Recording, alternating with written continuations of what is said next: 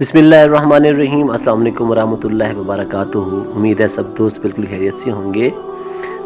आज मैं आपके लिए काली खांसी के लिए मुजर्रब तरीन नुस्खा लाया हूँ। तो इसके जो असबाब है ना, वो ज़्यादातर नज़ला ज़ुकाम के बाद अपनी पूरी अलामत ज़ाहिर कर देते हैं।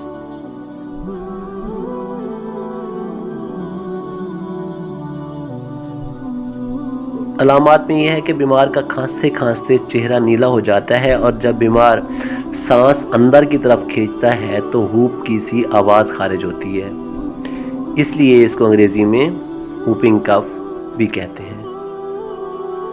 इससे अक्सर औकात जो है कै भी हो जाती है, और अक्सर ये मर्ज़ ज़िंदगी में सिर्फ़ एक बार ही हुआ करता है, फिर दोबारा से नहीं होता।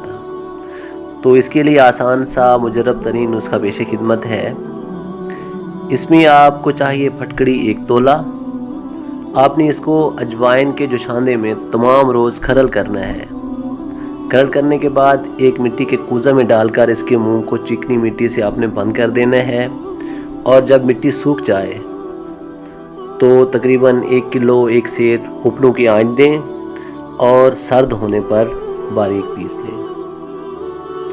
अगर मुब्तला मर्ज़ बड़ा शख्स हो यानी जवान उम्र हो तो इसमें से बक़द्र 4 रत्ती खिलाते रहें, इंशाअल्लाह ज़रूर आराम होगा। दवा जो आपने बनाई है उसको आप बताशा, खांड, मक्खन में, अगर गाय का मक्खन हो तो उसमें भी आप दे सकते हैं।